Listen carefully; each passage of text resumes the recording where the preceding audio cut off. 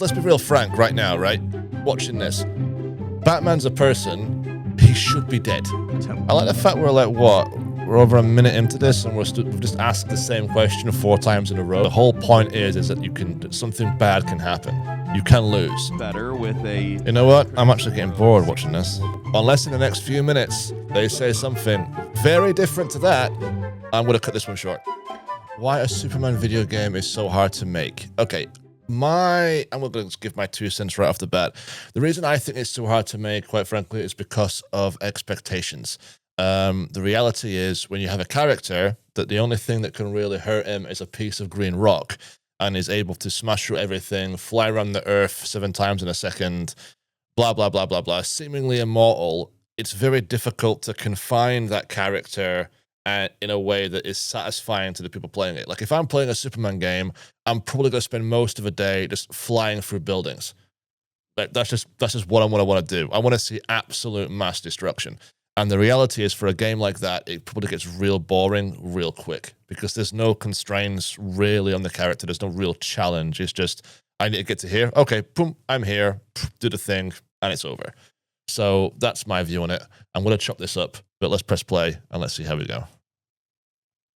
We've got tons of incredible superhero games at this point. There are true classics from Batman, Arkham Knight, to Marvel Spider-Man, to hell, even Guardians of the Galaxy. That's a really good superhero game. At this point, it seems like developers have figured out how to do a good superhero game, and yet one remains. The most iconic superhero of all time, the original. The original what? Superhero? So what's the holdup? What's the problem? It's like I said before, the problem is that it's really hard to build a design, a dynamic, and create a universe this character can exist in where it actually satisfies the want of the people playing the game. Like Batman is a dude who learned how to be a ninja, who's rich and so has expensive shit. Like that's Batman in a nutshell, right? Superman is basically a god with unrivaled powers that can only be hurt by a piece of glowing green rock. That's it. Because let's be real frank right now, right? Watching this. Batman's a person. He should be dead. Just fact. He should be dead. You've basically got like a super-powered Viltrumite like doing this shit to you. You're dead. But in a game, you either have to massively dull down Superman's powers or massively crank up the opponent's powers. What's the hubbub, bub? Why is making a Superman game apparently harder than damaging Superman? Because here's the thing. People have gotten close. There's games that flirt with the idea, moments that almost crack it, even projects that basically do it. And yet, there's no good Man of Steel game.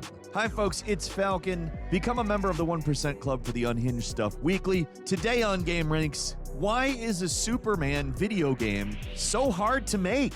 So I've seen a fair few number of people attempt. I like the fact we're like, what? We're over a minute into this and we've just asked the same question 4 times in a row without actually getting into why. Like, come on, bro.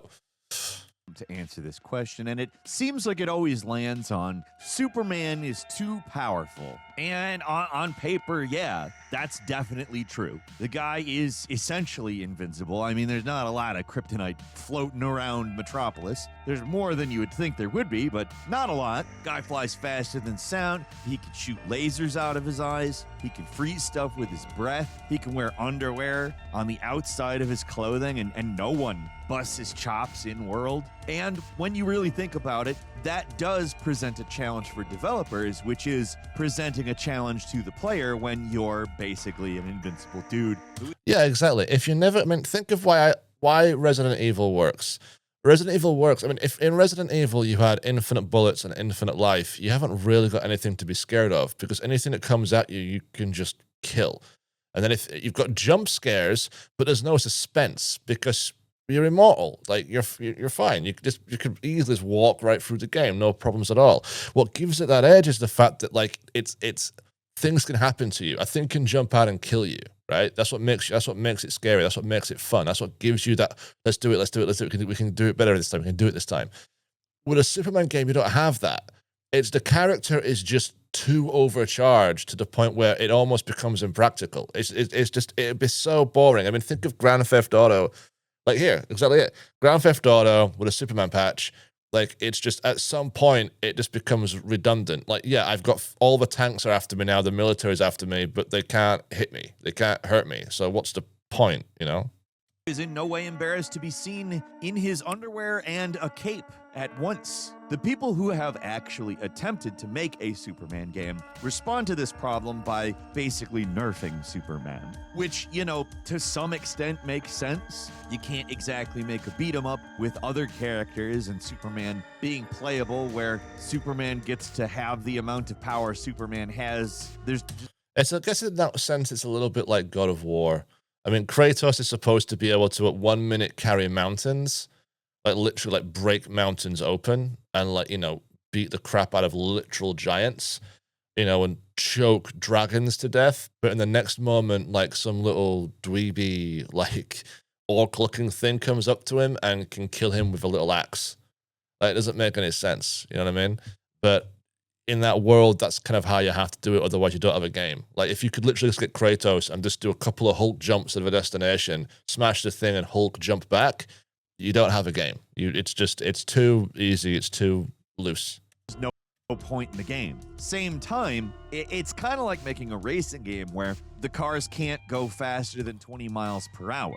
I mean, you could probably make that, but it feels like it's missing the point a bit. I mean, maybe the racing game where the cars go 20 miles per hour is missing the point a little bit more than Superman being able to beat him up and have his powers. You get what I'm saying, right? Either way, it's missing the point. Games are kind of built around the possibility of failure, and Superman. Exactly, that's kind of good. Exactly my Resident Evil point. It's the whole point is that you can, something bad can happen. You can lose. That's where the challenge comes in. You know, if there's no challenge, there's no game, there's no point. The problem is, at least one game solved that. So, in 2006, Electronic Arts published a Superman Returns game. And instead of giving... Oh, I remember this. It wasn't that good. Superman a health bar, it actually gives the city a health bar. And that's actually a really good idea because Superman stories actually have the exact same problem that Superman video games have. You can't hurt him. How do you have stakes in a story where the guy's invincible? Well, the best... So they flipped it. Yeah, they basically meant that he couldn't be hurt, but the city could be. So your job was to stop the bad guys before the city was destroyed. It's not a bad concept. It's not a bad concept at all.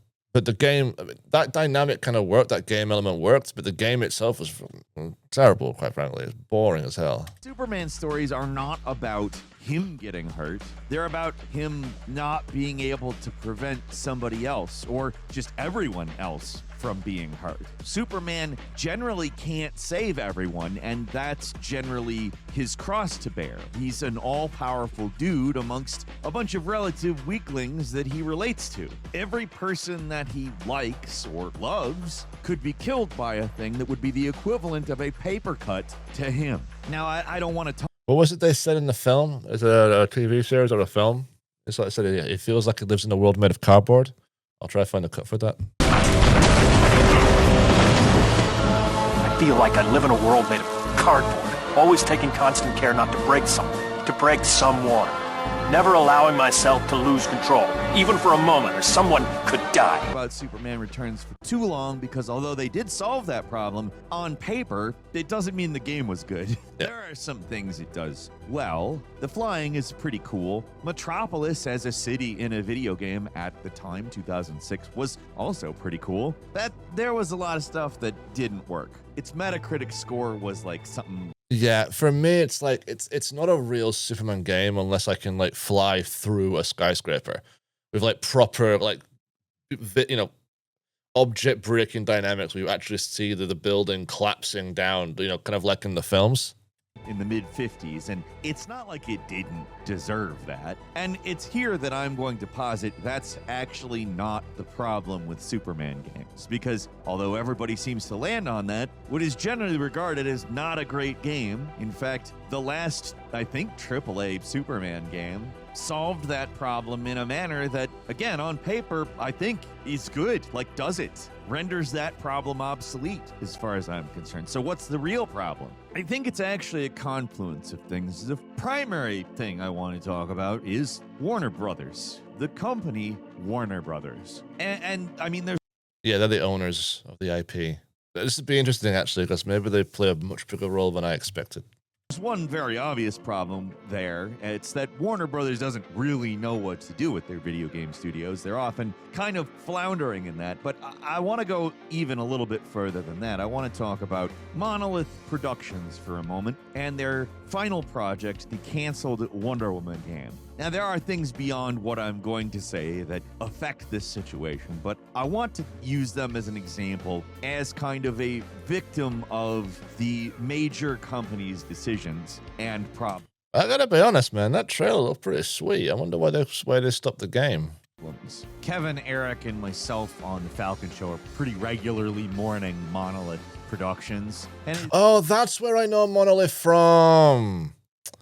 This game was epic, by the way. This was super good. I think their closure is a bit of a loss to the world. We're always talking about stuff like that on the Falcon Show. Check it out by becoming a 1% I guess obviously they weren't able to make enough money. Club member. Anyway, so the original Wonder Woman movie was pretty well received. It did Sure. well at the box office. People liked it. And obviously that made the company go, well, we should probably make a Wonder Woman game, right? So they put Monolith Soft on it. Apparently they were going to do Nemesis Engine stuff, which would have been really cool. But Wonder Woman was one of the few DC movies that did well in that way. That's true. The early, it's the DC universe just didn't work. They all made money, but the DCU was not the kind of consistent thing that the MCU was. Maybe to the point of fault. Marvel's problem actually is kind of that consistency at this point, but that's another topic. Rather than spending the time figuring out why people liked Wonder Woman, they instead just dumped the entirety of the next Wonder Woman project on the director's shoulders, who wasn't really sure what to do. They assumed that because she directed the first film and people liked it, that she should write the second film, and gave her carte blanche to do whatever, and well, That happens a lot with directors. Had been working on, it was X-Men. It was the X-Men, the early one, like with Hugh Jackman. It's the first one they made with him in it, like the original. He did so well with that they basically said, okay, here's a blank check, like $200 million. Go out there and basically make like the great Superman film. This was Superman Returns, 2006. And it bombed. It was terrible. It did not do well at all. It was, the problem with the film, quite frankly, it was fucking boring. well, that's actually not how you should do that. I mean, obviously, because she wrote it and directed it, she does deserve plenty of the blame, but I think Warner Brothers made the wrong decision being like, well, Patty Jenkins directed the first one, so that means she should be in charge of absolutely everything on the second one. Because Wonder Woman 1984 sucked. People generally think that it sucked too. It's not just that, oh, Falcon's cranky and thinks the sequels are bad. The movie literally tries to do everything and be everything. Like, its plot is centered literally around that, around magic, around everything being possible, and, well, it's starting to sound like a familiar problem, isn't it? Both a problem for video games and a problem for the idea of a Superman video game. I bring this up because that movie is treated as a failure, and the way that Warner Brothers treats failures, it's kind of different than how a lot of companies do. If this were certain other companies, you'd still be seeing Wonder Woman movies. Not so with Warner Brothers. Yeah, Warner Bros. Has a real tendency to just kind of crush things and shut things down. They don't really give things a chance. I think they're too formulaic. They don't really take risks. Wonder Woman has ceased to exist following Wonder Woman 1984. It has ceased to exist to such an extent that the studio working on a Wonder Woman game also ceased to exist. Like, apparently that was their reason for existing in Warner Brothers' eyes, so they shut them down. I will remind you that usually things are a little more complicated than this, but I think the aspect of Wonder Woman I am talking about here, and of failure and success in Warner Brothers' eyes, is one that people aren't going to dispute. The Superman Returns video game wasn't just bad, it was another bad Superman game. The previous Yeah, it was terrible. high-level Xbox exclusive Superman the Man of Steel was widely regarded as very bad, with a 44% on Metacritic. That same year, there was a Superman animated series game that came out on PS2 and GameCube called Superman Shadow of Apocalypse. It fared a little bit better with a... You know what? I'm actually getting bored watching this. 4%, but I also think part of that is started as design. Effectively, they stopped making Superman games, either the mainline ones or throwaway mobile titles. Okay, you know what? I'm going to stop it right here because I genuinely get the feeling that I've already made the gist. I mean, it's unless this guy in the next few minutes says something I haven't already said, which is the main reason why you can't make the game, is that it's next to impossible to make a game based on a character that can only be killed by a piece of green rock and can smash through anything. And because he can't really die, it's like, what's the point? There's no constraint. You know, it's like God of War. Kratos should be a god. He should have the power of a god. But when you play the game, they really dumb him. They really reduce his power level depending on the enemy you're confronting at the time, right? So unless in the next few minutes they say something very different to that, I'm going to cut this one short. In 2006, that's 20 years ago, they had taken such a beating with failure after failure after failure that I kind of think they were embarrassed by the prospect of another Superman game at all. And I kind of think they still are. If you bring up the prospect of a Superman game in the Warner Brothers offices, I have to imagine people start walking around like dogs with tails between their legs, like, I don't know if you do that. If it doesn't turn out well, we're going to get lambasted for it. And that's true. They're not wrong if that's what they think. If they did make a Superman game and it was on the level of the quality of previous Superman games, that's exactly what would happen. I bet there would also be another round of videos where everybody says the reason you can't make a Superman game is because of what I said at the beginning that I don't think is the actual problem. And I think this is a good place to mention that there are a Right, so is this guy's argument based that the reason why they can't make a good Superman game isn't because he's overpowered, but it's because all the games they've made so far have been boring? But that's kind of the point. Like, the reason why they're boring is because it's hard. Number one, it's a very iconic character, and everyone's known about this character for, I think, a century at this point. I don't know. So it's like it's difficult to set those constraints up, and it's difficult to build a dynamic around it. Like, Kratos is different. The reason Kratos was different it was in the God of War is because he starts off not as a god, but he starts off as like the instrument of a god and then becomes a god. So there's a story there, there's an arc there, you know? Games that aren't Superman games, but do it right. Now, granted, they don't usually feature Superman. First off, there's Undefeated, which is free. Granted, it's kind of a tech demo for a developer that did it kind of as a project and it turned into a bigger thing. There's a game that will be coming out allegedly this year called Undefeated Genesis, which takes Okay, I played Undefeated. That's actually quite cool. I like some of that.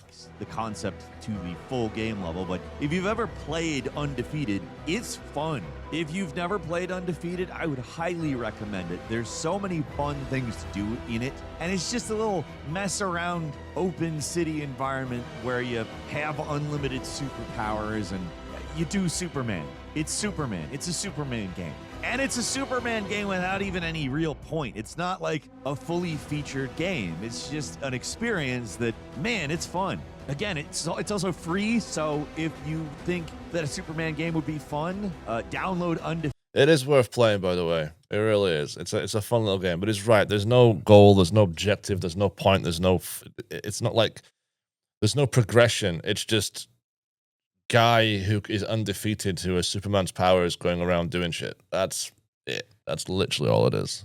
undefeated now? It is. It's not the only one that's done it either. There's that mod for the Matrix Unreal demo that, to be frank, is also a great example of how you could do a Superman game. They don't. Yeah, what happened to this? I saw this years ago, and I was thinking, this looks really goddamn good.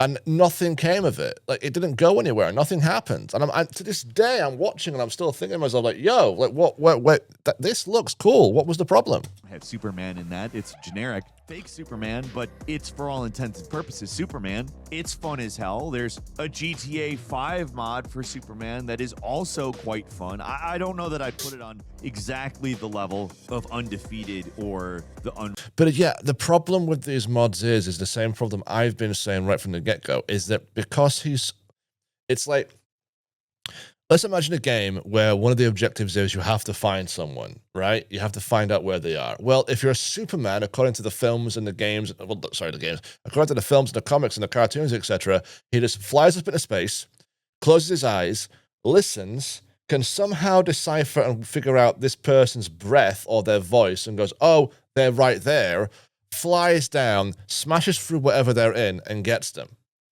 Right? That's it. That's literally all he has to do in order to do it. That is the plot and how he does things in a nutshell.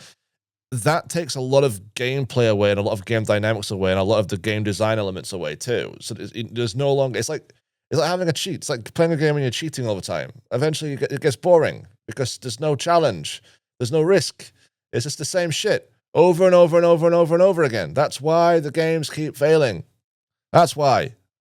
Real demo.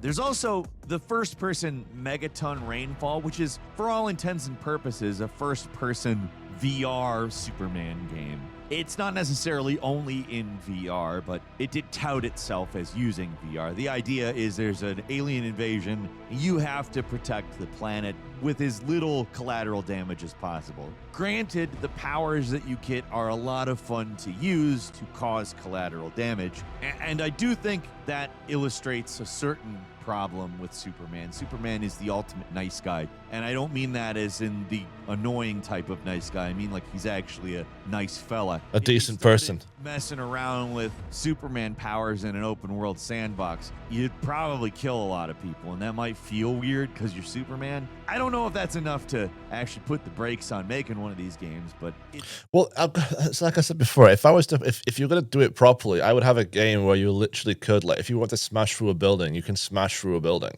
You know, I mean, the 2006 idea, game design thing, I think worked very well. Is that you basically said it so Superman himself doesn't have a health bar unless there's a very specific mission where they have kryptonite. But generally speaking, he doesn't have a health bar. What has a health bar is like the amount of casualties that can be taken or the amount of damage that can be done. And then that way, your job is to kind of save them before there's too much damage and you lose the city. But you have to be able to really damage the city. You know, and then as the game progresses, like you'll see things that were destroyed that are now being rebuilt. Like something like that could work, but all then you have is hours and hours and hours of smashing things in a city. And after a while, it's like it's the sand.